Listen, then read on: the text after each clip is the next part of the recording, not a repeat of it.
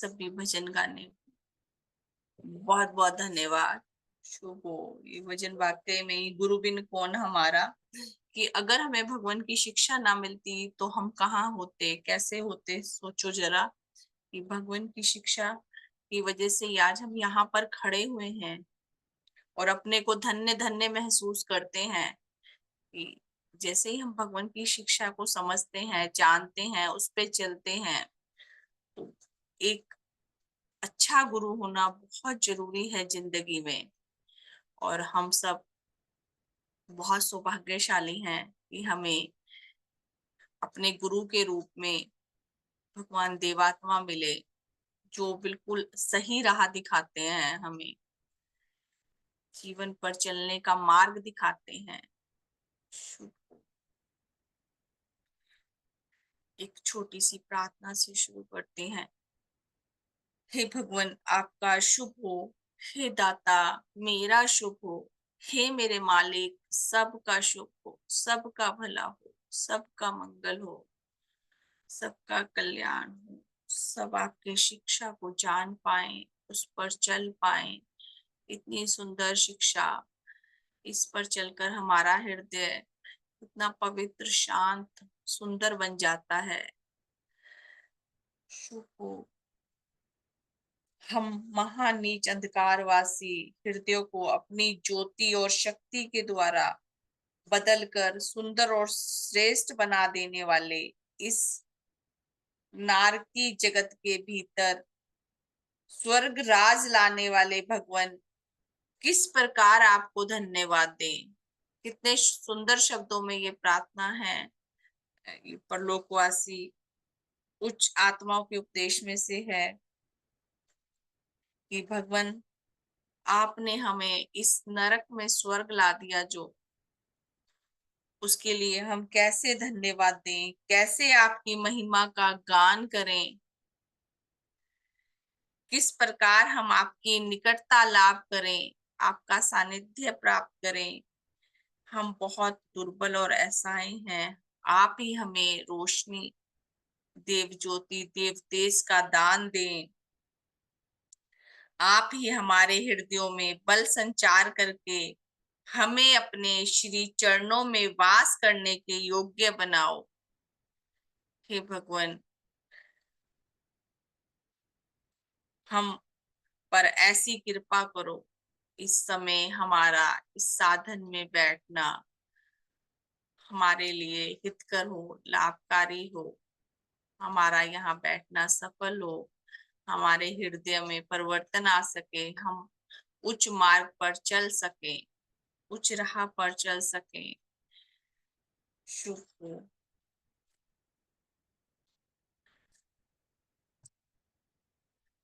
ये आज मैं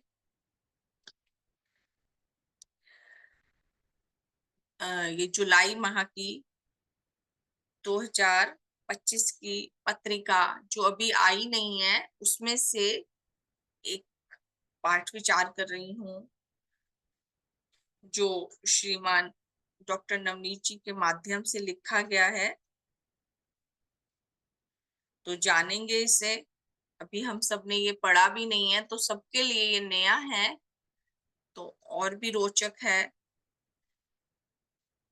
इसका शीर्षक है, जैसी दृष्टि वैसी सृष्टि।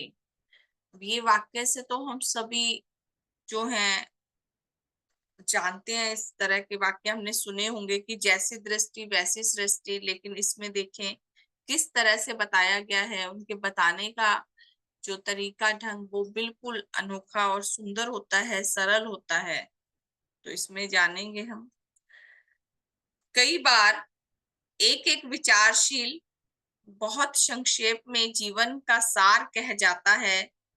ऐसी ही एक सच्चाई से भरपूर पंक्ति है, जैसी दृष्टि वैसी सृष्टि। इस छोटे से वाक्य में तुकबंदी भी है और जीवन का सार भी छिपा है। कई बार छोटी छोटी लाइनों में ही ना पूरे बड़े उसमें मीनिंग रहते हैं कि अगर हम उसे विस्तार से गहराई से जानते हैं तो वो बहुत बड़ा जो है रूप लेके आ जाता है, विस्तार रूप में। एक छोटा सा टॉपिक, छोटा सा शीर्षक, कि जिसे कहा भी जाता है कि गागर में सागर भर दिया, इतना विस्तार। तो ये टॉपिक भी ऐसा ही है कि जैसी दृष्टि वैसी सृष्टि। तो इसमें पूरे जीवन का सार है। निसंदेह दुनिया वैसी है जिस चश्मे से हम इसे देखते हैं, हमारी जिंदगी वैसी ही होती चली जाती है जिस नजरिए से हम उसे देखते हैं। प्राय हमारा दृष्टिकोण भिन्न भिन्न रहता है, इसलिए हमारी जिंदगी भी तदनुसार अलग अलग दिशाओं में बढ़ती जाती है।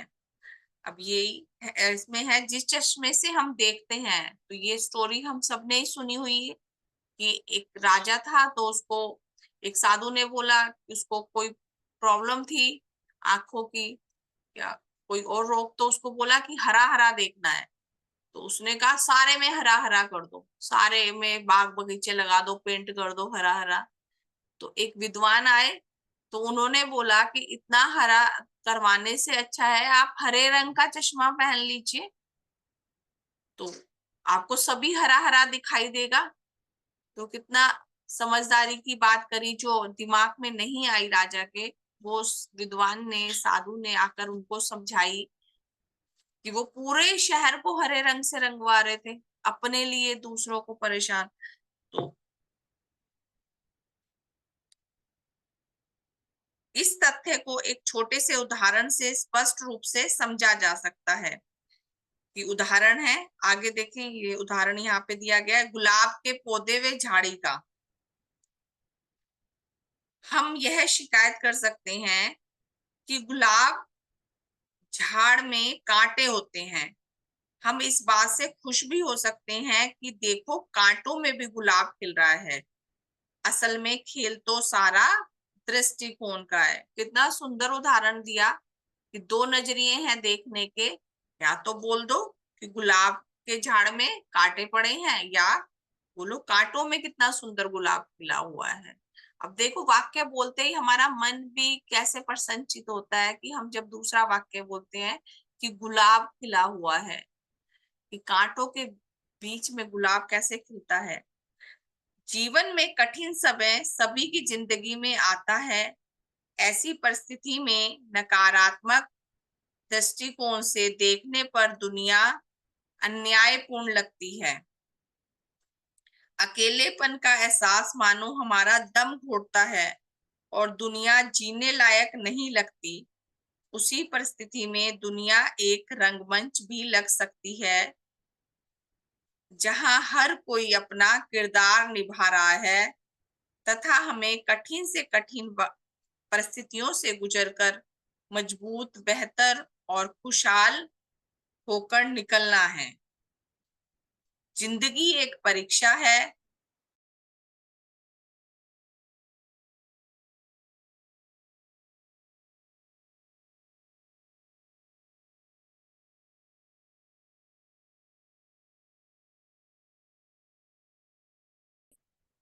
उपरोक्त दो विकल्प खुले हैं। कौन सा विकल्प चुनना है, यह हमें फैसला करना है और उसके अनुसार परिणाम के लिए तैयार रहना है। एक स्मरणीय तथ्य यह है कि दुनिया कभी न बदली और न बदलेगी। दुनिया के बदलने का इंतजार करना समय की बर्बादी है। दुनिया तो अपने हिसाब से चलती आ रही है और चलती रहेगी। मात्र एक चीज बदल सकती है या बदली जा सकती है, और वह बदलाव मेरे अपने हाथ में ही है, मेरा अपना दृष्टिकोण। हम पूरा जोर लगा देते हैं सामने वाले को बदलने में कि भाई उसमें ये कमी है, वो बदल जाए। अब वो उसकी अपनी योग्यता, अपनी सोच है ना, वो जितना बदल सकता है उतना ही बदलेगा। कि हम अपनी नजर से देखते हैं कि वो हमारे तरीके से चले, हमारे अनुसार चले, तो अब ऐसा नहीं हो सकता। ये दूसरे की सोच अलग है, वो अपनी सोच से चल रहा है, अपने दिमाग से चल रहा है। तो हमें बदलना क्या है, जो हमारे हाथ में चीज है। एक चीज है, अब हम कई बार शक्ल सूरत पे इतराने लगे हैं, अपनी कद काठी पे, ये हमारे हाथ में नहीं है, ये तो हमें माँ बाप से मिला है, उसमें हम कोई बदलाव नहीं ला सकते।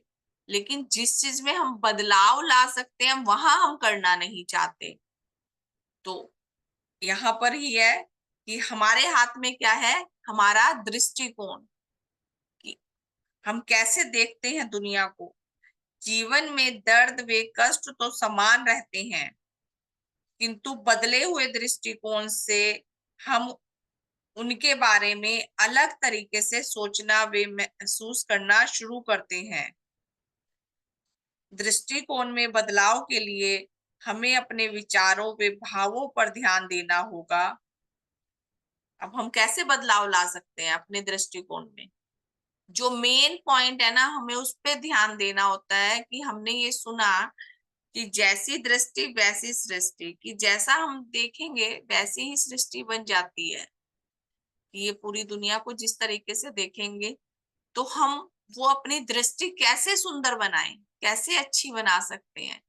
तो अब मेन पॉइंट है कि हम यहाँ पे उस पे गौर करें। अंडरलाइन भी किया जाता है ना जब हम एग्जाम देते हैं, जो मेन मेन पॉइंट है, हाईलाइट एग्जाम उसमें कॉपी में भी लिखते हैं ना जब आंसर शीट में, तो वहां पे भी कई बार हम अंडरलाइन कर देते हैं। तो देखें यहाँ पे भी अपने दिल पे इसको बिठा लें कि हम कैसे अपनी दृष्टि को बदल सकते हैं।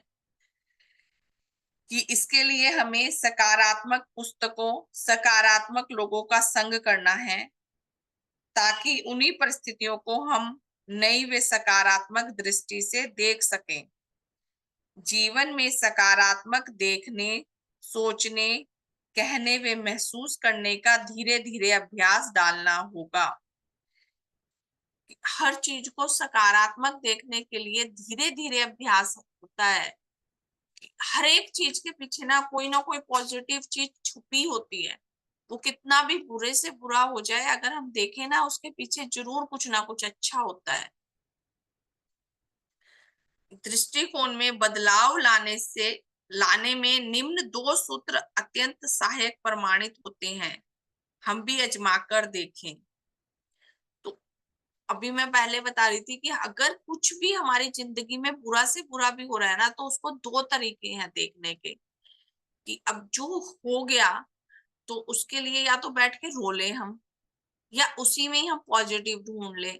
तो एक परलोक संदेश में हमने पढ़ा होगा शायद आपने, कि उसमें भगवान ने बताया उसमें कि एक बच्चा था, गाड़ी लेके जा रहा था, तो उसका एक्सीडेंट हो जाता है, तो पूरी गाड़ी डैमेज हो जाती है, और वो घर में आता है, तो उसके पापा उस पर चिल्लाने लगते हैं कि कैसे चला रहे थे, चलाने की अकल नहीं, इतना बड़ा नुकसान कर दिया, सारी गाड़ी तोड़ दी। और बहुत आग बबूला हुए। अब और उससे अपना बीपी हाई किया, अपनी तबीयत खराब की। अब उसी में ही दूसरी दृष्टि के थे, दूसरा पिता, कि भाई वही बच्चा, गाड़ी लगी, सारी गाड़ी डैमेज हुई। तो अब वो सकारात्मक सोच में, तो वो बच्चे को देख के बोलते हैं कि बेटा तुम तो ठीक ठाक हो ना, तुम्हें तो कुछ नहीं हुआ, तुम्हारे ऊपर तो ऐसी लाखों गाड़ियां कुर्बान। और फिर है उसमें ही उन्होंने देखो, जब सकारात्मक सोच से बोलते हैं तो हमें रास्ते भी दिखते हैं कि कोई बात नहीं, गाड़ी तो इंश्योरेंस में ठीक हो जाएगी। अब दोनों के देखो नजरिए, अपने को भी परेशान करा, उस बच्चे को भी बोला, और फिर उसे प्यार से समझाया कि आगे से बहुत सही से चलाना है ना, हमें रोड पे गाड़ी चलानी है तो बहुत ढंग से चलाना है। तो ये दो, एक ही जो है, एक ही वस्तु को देखने के 2 दृष्टिकोण है। एक्सीडेंट उस बच्चे का भी हुआ और उसका भी हुआ, उसके पापा ने। और गुस्से में तो हम कई बार बोलते हैं, इससे तो तुझे ही कुछ हो, तू ही मर जाता, ऐसे भी कई बार बच्चों को बोल देते हैं। तो देखे कि फिर हम बोल तो देते हैं, वो अगर उस पे देखे कि जो हमने बोला वो सही हो जाए, तो कैसा लगेगा कि अपने बच्चे के लिए सबसे जो खुशी थी कि वो बच्चा बच गया। तो दोनों दृष्टिकोण हमें देखने हैं कि देखें उसमें हमने अपना भी नुकसान करते हैं। अब गुस्सा हुआ, चिल्लाए, हमारा बीपी हाई हुआ, माइंड भी ऐसे पजल हो जाता है, डिप्रेशन में आ जाते हैं। तो हम सकारात्मक दृष्टिकोण हर बुरी से बुरी परिस्थिति में अपना सकते हैं कि इसमें भी अच्छा है, इसमें भी अच्छा है। कि अगर कोई हमारे पे बीमारी आ गई, अब हम उसमें सोचने लगते हैं, अरे ये क्या हो गया हमारे ऊपर, उसी में सोचे अरे अच्छा है कि हमें मौका मिल रहा है कि अगर हम आराम से बैठ रहे हैं भगवान से जुड़ने का, उनसे बात करने का, कि कम से कम उस समय हम बीमारी में काम नहीं कर पा रहे, कोई और तो बाहर नहीं जा पा रहे, कहीं जॉब पे नहीं है तो घर पे है, तो ज्यादा भगवान से जुड़ने का मौका मिलता है। तो कितने हम पॉजिटिव चीजें ढूंढ सकते हैं हर परिस्थिति में। ये हमारा दृष्टिकोण है। तो इसमें 2 सूत्र हैं, तो हमें मेन ना सॉल्यूशन देखना चाहिए। अब हमने देख रहे हैं कि दृष्टिकोण दोनों है, नकारात्मक भी सकारात्मक भी। तो अब हमें किस पे है, नकारात्मक को बिल्कुल छोड़ दो, उसकी तरफ हमें लेके ही नहीं जाना, हमें नकारात्मक रखना ही नहीं है, अपनी जिंदगी से बिल्कुल निकालना। तो हमें क्या रखना है, सकारात्मक। तो सकारात्मक कैसे आएगा, ये अभी पहले मैंने बताया कि हम जो है कैसे सकारात्मक ला सकते हैं कि अच्छी पुस्तकें पढ़ें, अच्छे लोगों का साथ रखें। और अब आगे है 2 सूत्र। पहला सूत्र है, इसको बहुत ज्ञान जो सॉल्यूशन होते हैं ना, जैसे कोई भी बीमारी के लक्षण कारण ऐसे होते हैं, तो लक्षण कारण तो अब जो हो गया उसे पढ़ सकते हैं कि आगे के लिए ये इसके लक्षण है, ये कारण है। अब हमें वो बीमारी आ गई, हम तभी तो ढूंढते हैं, गूगल में सर्च कर रहे हैं। अब मेन उसमें क्या है, जो है सॉल्यूशन, कि उसका उपाय क्या है उसको दूर करने का। अब हमें तो दूर करना है ना, अब हमें अपना दृष्टिकोण सकारात्मक रखना है, तो उसके उपाय पे ध्यान दें हम ज्यादा। तो पहला उपाय है, पहला सूत्र, 2 सूत्र बताए गए। पहला सूत्र है गुण चिंतन। किसी दूसरे के गुणों, योग्यताओं, जीवन के अच्छे पक्षों पर विचार करना, उसे वाणी व लेखनी से प्रकट करना गुण चिंतन कहलाता है। अब सुनने में तो ये बड़ा ऐसा ही लग रहा है कि कोई नया तो वो नहीं दिया, हम लोगों ने सुने हुए हैं गुण चिंतन, लेकिन हम कितना कर पाते हैं ये अब अपने पे विचार करें। जो विचारणीय है कि गुण चिंतन आप कितना कर पाते हैं, कितना लिखते हैं, कॉपी पे लिखा किसी के गुणों को कभी, अपने पूर्वजों के गुणों को देखें, दादा दादी के गुणों को, नाना नानी के, जो भी आपके ऊपर चले गए हैं पूर्वज, उनके गुणों को लिख के याद करें। तो कहते भी हैं कि परलोकवासी पढ़ने आते हैं, वो याद करते हैं तो वो आते हैं।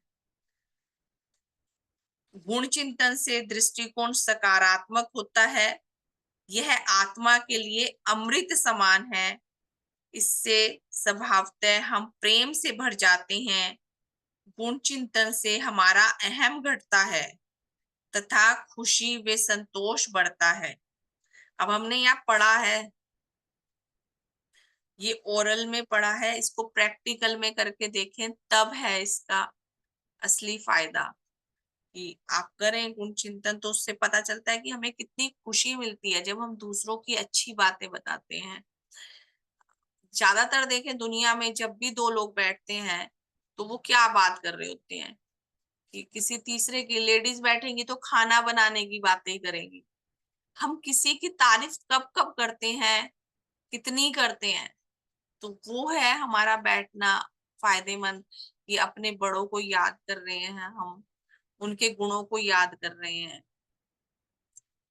और हम बेकार की बातों में टाइम वेस्ट करते रहते हैं।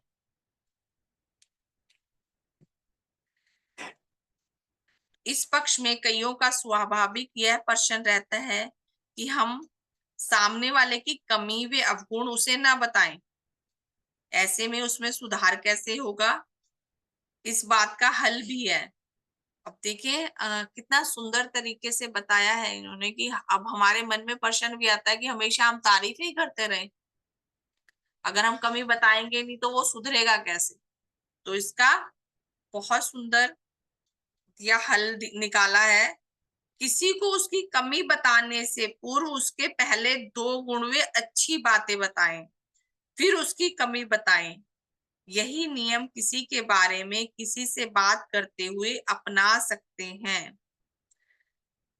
बातचीत के दौरान जिसके बारे में बात कर रहे हैं उसके पहले गुणों का जिक्र करें, फिर उसकी कमी बताएं।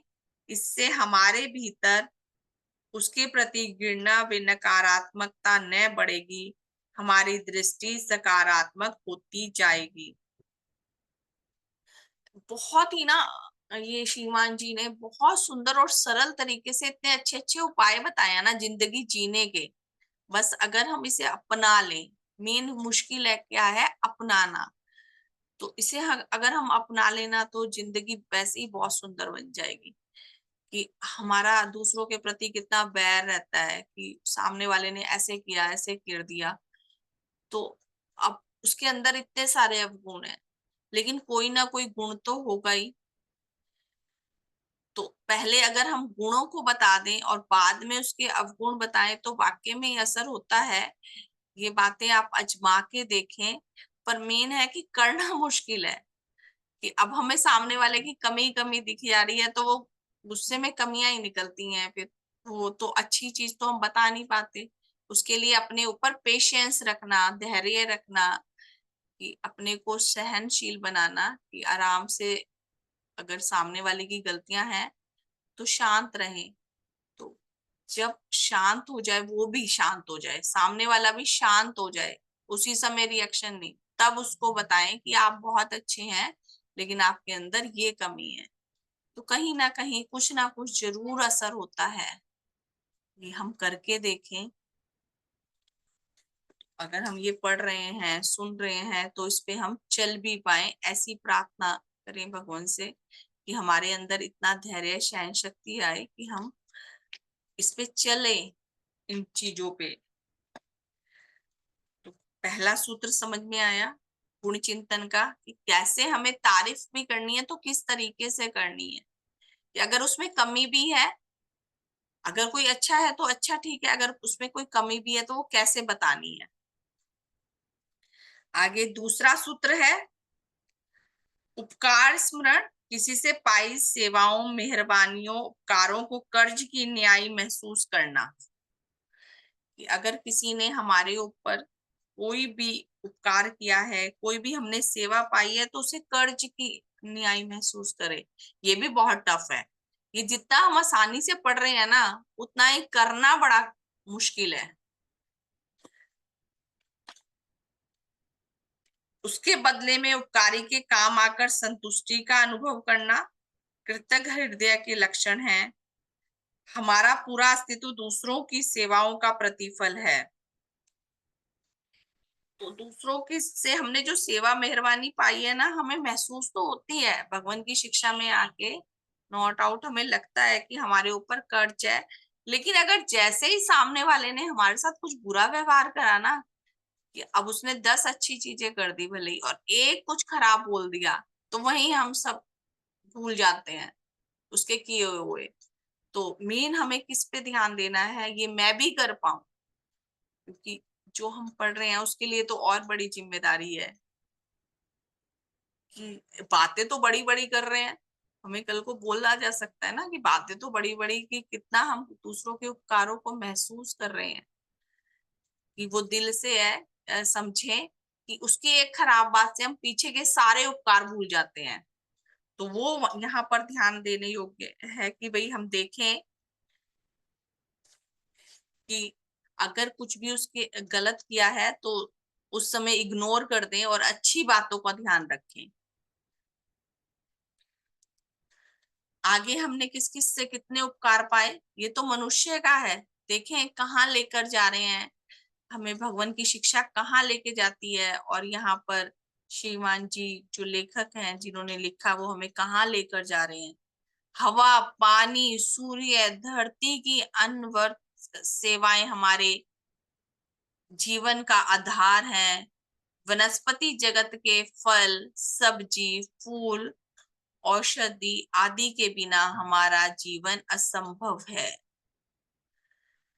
पशु जगत विभिन्न रूपों से हमारा सेवाकारी है। अब हम देखें कि ज्यादातर लोग खाना खाते हैं तो हाथ जोड़ते हैं।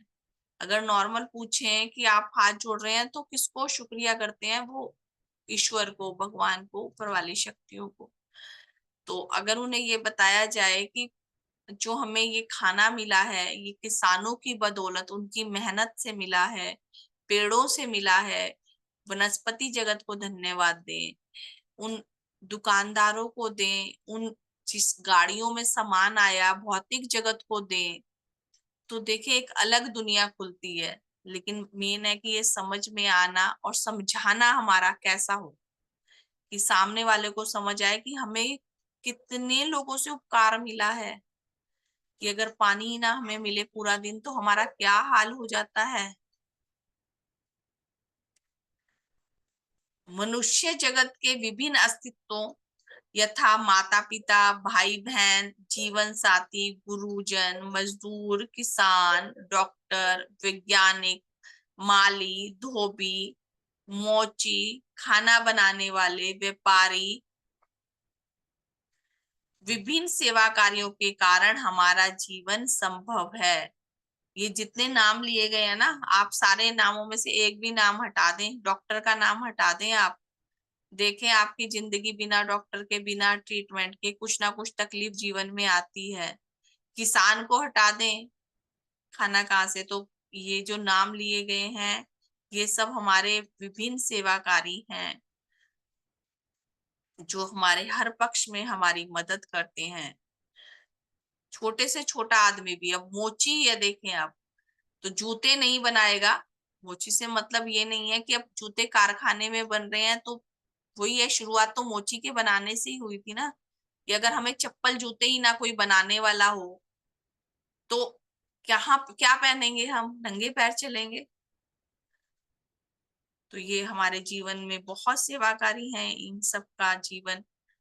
तो संक्षेप में इसे वही है कि छोटे से उसमें बोल सकते हैं कि I am due to others, मैं दूसरों की बदौलत हूँ, पूरा जीवन दूसरों की बदौलत है। ऐसा विचार, वाणी व लेखनी से इन उपकारों सेवाओं को व्यक्त करना उपकार स्मरण है। यह कृतज्ञता, शुक्रगुजारी, ग्रेटिट्यूड की प्रथम सीढ़ी है। पहली सीढ़ी है ये हमें शुक्रगुजारी के लिए, कि इन सब से हमने इतना कुछ पाया है। और कभी भी मन में अगर अहम आए ना किसी भी चीज का, तो ये सोच लें कि हम खुद कुछ भी करने लायक नहीं है, जीरो है, जीरो बिल्कुल। अगर हम बोले तो मैं तो कहती हूँ कि भगवान की शिक्षा लग गई ना, तो समझ लो हमारे आगे 1 लग गया, 1 लग गया। तो जीरो के आगे 1 लगते क्या बन जाते हैं हम? 10। और अगर वही हम और ज्यादा अपने को और विनम्र नीचे लाते हैं, उतना ही ऊपर उठते हैं। हम बोले हम डबल जीरो है, कुछ नहीं है हम, तो वही भगवान की शिक्षा हमें, जो इतने उच्च लोगों का साथ मिलता है, वो हमारे सामने आ जाते हैं, तो 1 लगते ही हम 100 बन जाते हैं। तो जितने विनम्र होते हैं, जितना अपने को डाउन टू अर्थ पाएंगे, उतना ही हम ऊपर उठते चले जाते हैं। तो देखें, हम खुद के जीवन में भी देखें कि भगवान ने हमें कहाँ से कहाँ उठाकर बिठा दिया। भगवान की शिक्षा और ये ऐसे साथी संबंधी हमें मिले हैं जो हमें हमेशा उच्च प्रेरणाएं देते हैं। उन सबका दिल से धन्यवाद। तो इन सब का जब हम शुक्रगुजारी करते हैं, तो ये प्रथम सीढ़ी है। उपकार स्मरण हृदय को विनम्र, सरस व सहज बनाता है। उपकार स्मरण जीवन में संतुष्टि लाता है, आशावादी बनाता है, अपनी बारी में सभी उपकारियों के लिए प्रत्युपकार करने हेतु प्रेरित करता है। हमारे दृष्टिकोण को सकारात्मक बनाने में उपकार स्मरण अहम भूमिका अदा करता है।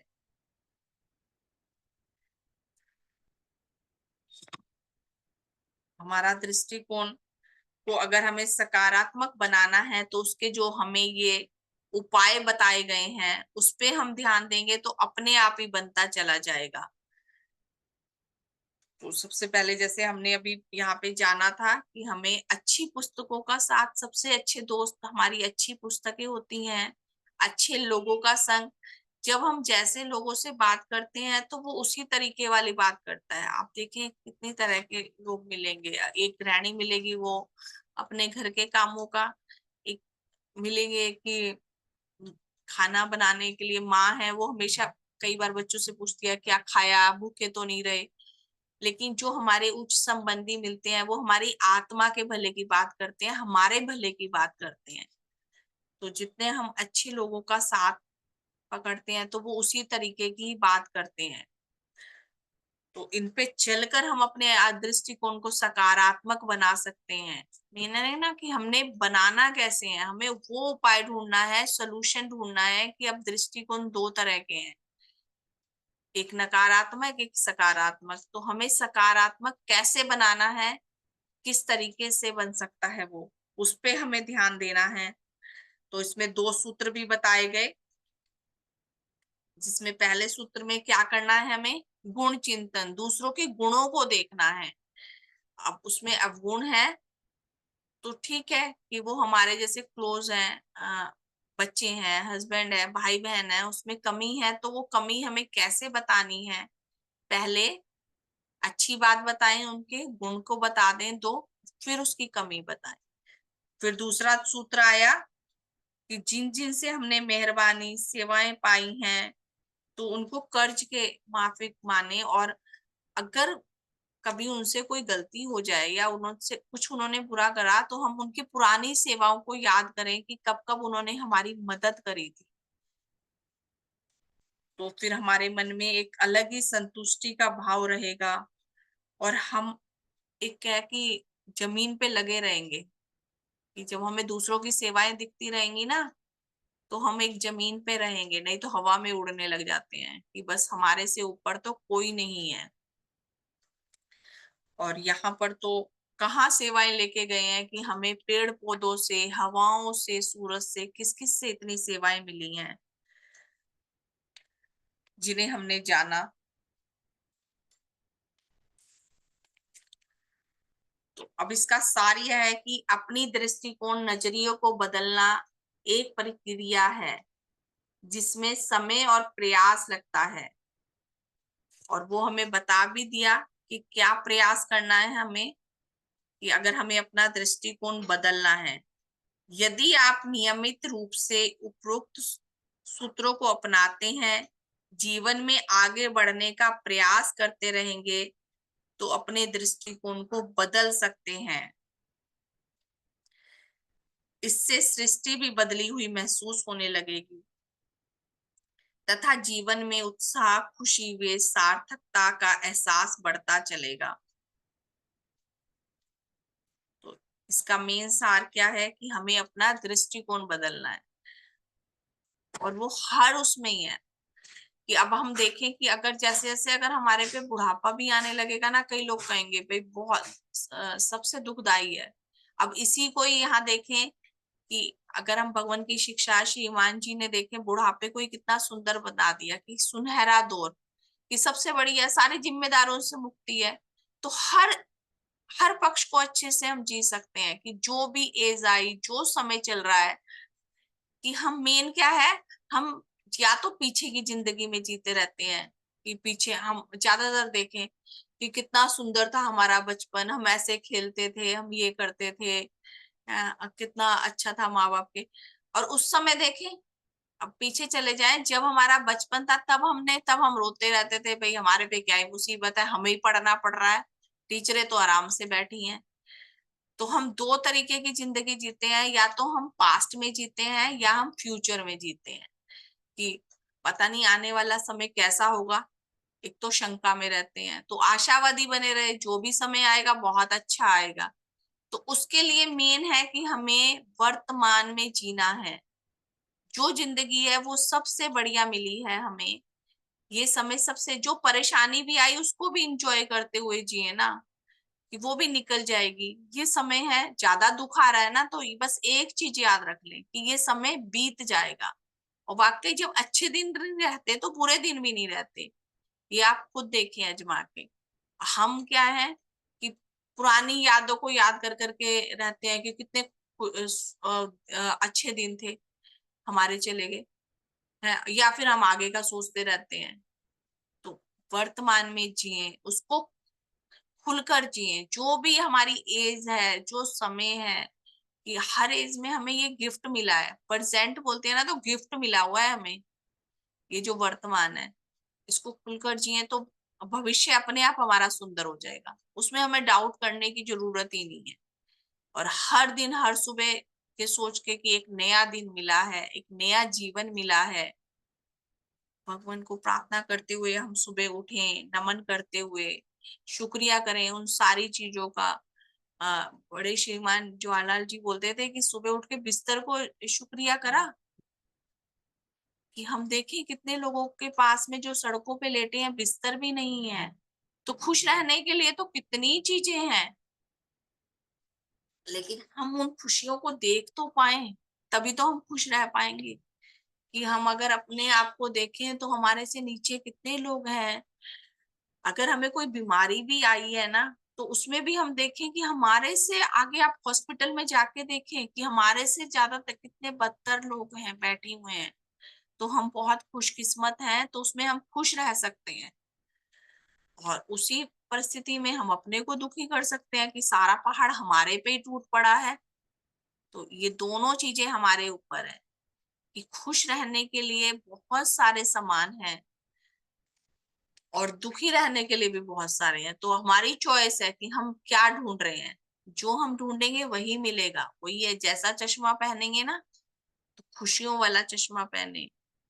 अब रात को कई बार कहते हैं नींद नहीं आती कई लोग, तो जब आप रात को सोते हैं ना, तो अच्छी अच्छी बातें का याद करके सोएं, तो नींद अच्छी आएगी। अब उस समय हम अपने को कड़वाहट से भर के सो रहे हैं, उसने ये बोला, उसने ये बोल दिया था, उसने ये कहा था, तो नींद कहाँ से आएगी? पूरी रात वही चलेगा ना दिमाग में भी, वही सपने भी आएंगे। अगर आ भी जाएगी तो अच्छी नींद लाने का भी एक ये बहुत अच्छा मेथड है कि अच्छी अच्छी बातें, हंसी की बातें। नहीं कुछ याद आ रहा ना, तो कोई सीरियल देखा, कोई मूवी देखी, उसको ही याद कर लें जो हमें खुश करने वाली थी, जिसमें हमने इंजॉय किया। कोई हमें याद नहीं आ रही अपनी जिंदगी की, मेन अपनी जिंदगी के अच्छे पलों को याद करें। तो ऐसा मैं भी कर पाऊं, सबसे है कि पढ़ने वालों के लिए ऐसा मैं भी कर पाऊं और आप भी, कि सिर्फ मेरा ऐसा बोलना ही ना रहे। कि अगर हमें और अच्छा करना है जिंदगी को, और इसमें बताया भी, काश हम सब इस यात्रा में सफल काम हो सके, ऐसी है शुभकामना। ये श्रीमान जी डॉक्टर नवनीत अरोड़ा जी के माध्यम से लिखा गया है ये लेख, और बहुत ही सुंदर है कि जैसी हम दृष्टि रखेंगे वैसी ही सृष्टि हो जाएगी। तो ऐसा हम कर पाए, ये हम भगवान से प्रार्थना करें कि हे भगवान, हम खाली पढ़ के और सुन के ना रह जाए, इस पे चल पाए, हम अपनी दृष्टि को सुंदर बना सके। कितने सुंदर उपाय दिए हैं देखा जाए तो, बस मेन हमें तो चलना है उस पर। अब इसमें ही है, एक प्रश्न आपके लिए है कि इसका हम उल्टा भी कर सकते हैं। एक क्वेश्चन है, तो उसका आने वाले समय में आपको आंसर मिल सकता है। आप पहले खुद से ढूंढे, फिर मिलेगा। कि इसको हम उल्टा कर सकते हैं कि जैसे लिखा, जैसी दृष्टि वैसी सृष्टि। तो इसको उल्टा करें कि जैसी सृष्टि वैसी दृष्टि। इस क्वेश्चन पे ध्यान दें कि इसको उल्टा कर दें कि जैसी सृष्टि है वैसी दृष्टि बना दें। अब देखो, अभी हैरानी तो हो रही होगी, लेकिन हम करके देखें, फिर हम आने वाले दिनों में इसका आंसर बताएंगे, ढूंढेंगे कि क्या है। शुभ हो आप सभी का ही। बहुत बहुत धन्यवाद। शुभ हो, कोई गलती हो तो क्षमा कर दें। श्रीमान जी प्रार्थना करा दीजिए। बहुत बहुत धन्यवाद नीलू जी, बहुत ही सुंदर उद्बोधन, बहुत सुंदर विषय, बहुत ज्ञानवर्धक, बहुत प्रेरणादायक, और सचमुच में हमारे मार्ग को दर्शन करवाने वाला मार्ग है कि हमें कैसा बनना चाहिए। नेचर ने जन्मजात हमें कितने उपहारों से ला दिया, जन्मजात ही हमें कितने उपहार मिले। हम अच्छा, हम देख सकते हैं, हम सुन सकते हैं, हम बोल सकते हैं, हम गा सकते हैं, हम नाच सकते हैं, हम हंस सकते हैं। हमारे पास पूर्ण गठन प्राप्त स्थूल शरीर है। मनुष्य प्रजाति जो सबसे विकसित प्रजाति है, उसकी हम समझते हैं। अपने व्यक्तित्व का विकास करने के लिए हमें कितने कितने हमें सुविधाएं मिलती हैं। और सबसे बड़े को परम पूज्य महान देवात्मा के तीन चरणों में आने का सौभाग्य मिला। सचमुच में ये वाकई अपने आप में शीर्षक का यही बहुत कुछ कह देता है। जैसी दृष्टि वैसी सृष्टि। कमाल है, उल्टा करके देखो और सीधा करके देखो। जैसी दृष्टि वैसी सृष्टि। जैसा हमारा दृष्टिकोण होगा, जैसा हमारा स्वभाव होगा, पहले कुछ हमें मिलेगा। सकारात्मक होंगे, सकारात्मक रहेंगे, जीवन का नई प्रकार से हम खुशियां प्राप्त कर सकते हैं, लाभ मिलता है। नेगेटिव रहेंगे तो बहुत बहुत धन्यवाद। मैं ज्यादा समय नहीं लेना चाहता, ये तो डेट बहुत हो जाती है। तो शुभकामना करके आज के साधन को विराम देते हैं। हे परम पूजनीय सत्य शिवदेव कुल भगवान, आप अद्वितीय धर्म जगत के अद्वितीय धर्म भवन के अद्वितीय शिल्पी हैं। सतगुरु, आपने ऐसे धर्म भवन का निर्माण किया है जिसकी निर्माण खुशी तो है, इसकी व्यर्थ होने की कोई खुशी नहीं। आपके द्वारा निर्मित यह धर्म भवन नेचर की आत्मा है, विकास क्रम का मूल रूप है।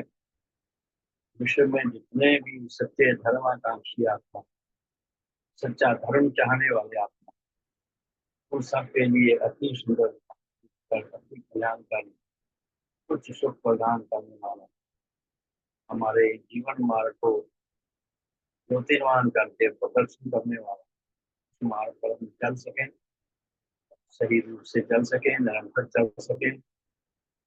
उसके लिए हमें आध्यात्मिक बल प्रदान करने वाला यह स्थायी आश्रय स्थल है।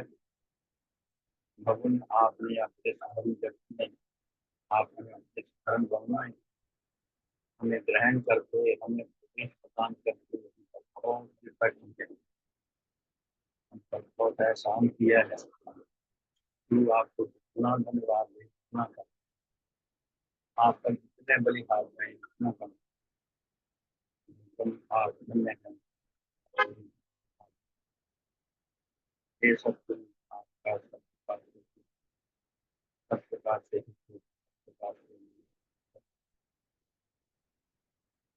आपके परम श्रद्धेय माता पिता, दादा दादी,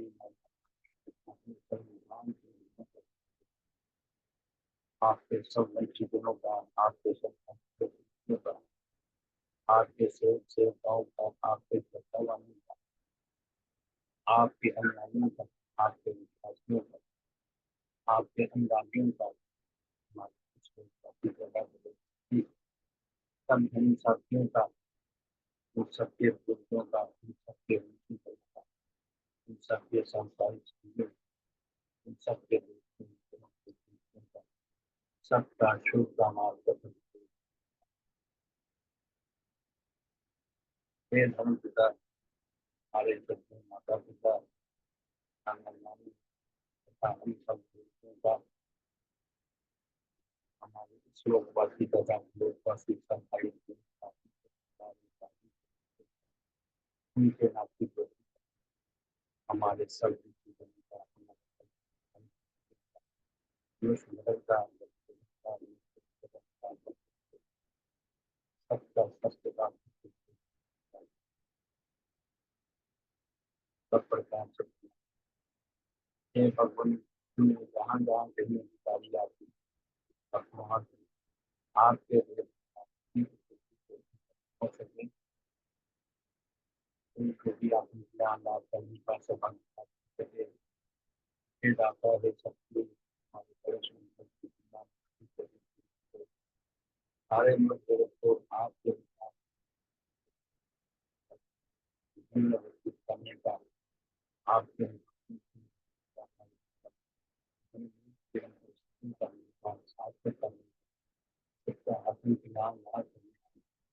आपकी अद्वितीय महिमा को आकर आपकी प्रशंसा आपकी प्रशंसा। हे भगवान, आज ऐसा हम कर सकते, ऐसा नहीं कर सकते जिससे अनाधिकारी आपको सत्य सबका शुद्ध मान देवात्मा मान देवा मान देवात्मा मान देवा सबका शुद्ध हो। हमारी मंगल यात्रा युगी तक सारे अंदर कर सकते हम सब लाए भगवान की कृपा को हम सब निरंतर हम उसका अधिक से अधिक सबूत करके उसका आत्मदान कर सकते हैं और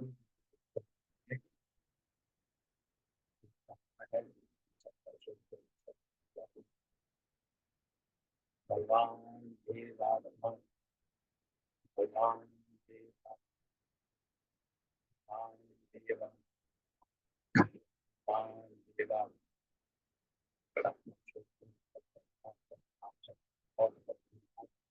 शाम के दिन 4:30 रात में फिर आपका विषय समझ कल फिर पूरा करने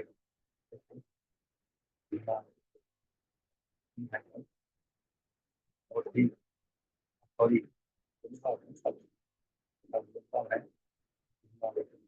अपनी है की प्रेरणादायक साधन होता है और लोग के सोन में तो इतना अनुभव है बस जैसा जब तो असर होने से बाकी छात्र अरे और धन्यवाद करता हूँ बहुत बहुत धन्यवाद बहुत बहुत